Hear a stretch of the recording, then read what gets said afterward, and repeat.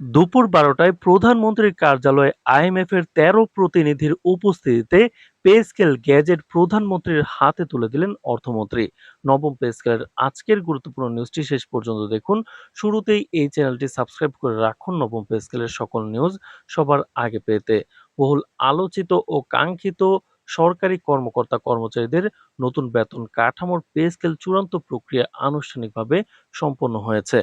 আজ দুপুর ঠিক ১২টায় প্রধানমন্ত্রীর কার্যালয়ের এক উচ্চ পর্যায়ের বৈঠকে অর্থমন্ত্রী ও সচিব কমিটির ৭ সদস্যের শীর্ষ প্রতিনিধি দল যৌথভাবে মাননীয় প্রধানমন্ত্রী তারেক রহমানের হাতে নতুন বেতন কাঠামোর চূড়ান্ত গ্যাজেট তুলে দেন। আন্তর্জাতিক মুদ্রা তহবিল আইএমএফ এর উচ্চ পর্যায়ের ১৩ সদস্যের বিশেষ প্রতিনিধি দলের সরাসরি উপস্থিতিতে এই গ্যাজেট হস্তান্তরিত হয়।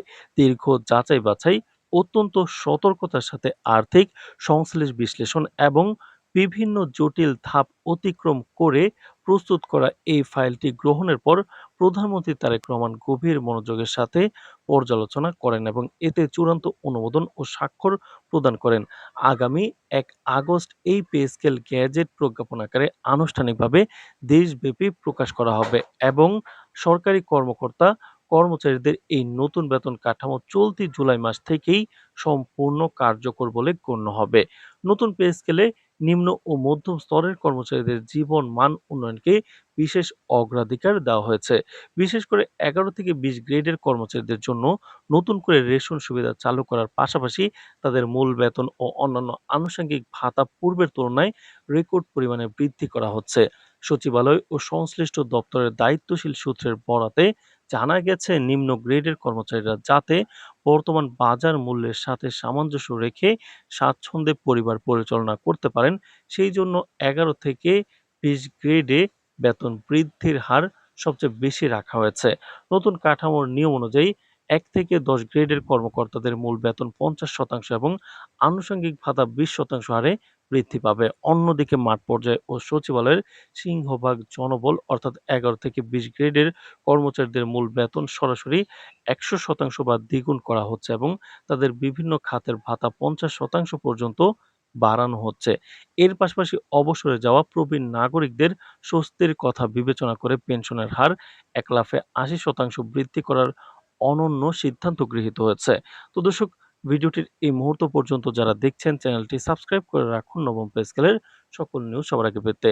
নিয়মতান্ত্রিক উপায়ে প্রণীত এই পে স্কেল ভিত্তিক কিন্তু স্কেল ভিত্তিক বিশ্লেষণ অনুযায়ী ১ নম্বর গ্রেডের সর্বোচ্চ মূল বেতন নির্ধারণ করা হয়েছে ১,৬০,০০০ টাকা। এরপর ক্রমান্বয়ে ২ নম্বর গ্রেডে ১,৪০,০০০ টাকা, ৩ নম্বর গ্রেডে ১,২০,০০০ টাকা, ৪ নম্বর গ্রেডে ১,০৫,০০০ টাকা, ৫ নম্বর গ্রেডে ৯২,০০০ টাকা, ৬ নম্বর গ্রেডে ৮০,০০০ টাকা, ৭ নম্বর গ্রেডে ৭০,০০০ টাকা, ৮ নম্বর গ্রেডে ৬০,০০০ টাকা এবং প্রথম শ্রেণীর প্রারম্ভিক স্তর অর্থাৎ ৯ নম্বর গ্রেডে মূল বেতন নির্ধারণ করা হয়েছে ৪৫,১০০ টাকা। একই সাথে মধ্যম স্তরের ১০ নম্বর গ্রেডে ৪৩,০০০ টাকা, ১১ নম্বর গ্রেডে ৩৯,০০০ টাকা, ১২ নম্বর গ্রেডে ৩৪,০০০ টাকা, ১৩ নম্বর গ্রেডে ৩০,০০০ টাকা, ১৪ নম্বর গ্রেডে ২৬,৫০০ টাকা, ১৫ নম্বর গ্রেডে ২৩,৫০০ টাকা, ১৬ নম্বর গ্রেডে ২১,০০০ টাকা, ১৭ নম্বর গ্রেডে ২০,৮০০ টাকা, ১৮ নম্বর গ্রেডে ২০,৫০০ টাকা, ১৯ নম্বর গ্রেডে ২০,২০০ টাকা এবং সর্বশেষ ২০ নম্বর গ্রেডের জন্য সর্বনিম্ন মূল বেতন নির্ধারণ করা হয়েছে ২০,০০০ টাকা।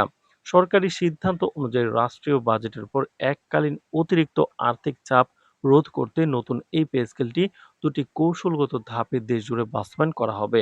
প্রথম ধাপে চলতি অর্থবছর তথা এই জুলাই মাস থেকেই সকল গ্রেডের সরকারি কর্মকর্তা কর্মচারীদের মূল বেতন অর্থাৎ শতভাগ বেসিক বেতন কার্যকর বলে গণ্য হবে, যা সরাসরি তাদের ব্যাংক অ্যাকাউন্টে যুক্ত হবে।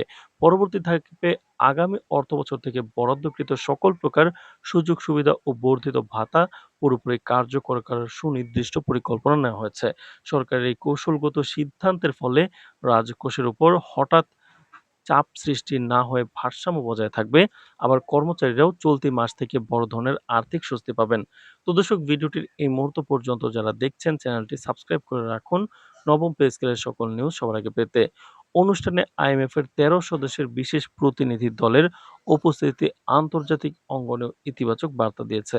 বাংলাদেশের সামষ্টিক অর্থনৈতিক স্থিতিশীলতা ও আর্থিক শৃঙ্খলার মূল্যায়নকারী এই প্রতিনিধি দল সরকারের দায়িত্বশীল বাজেটিং ও রাজস্ব ব্যবস্থাপনার প্রশংসা করে।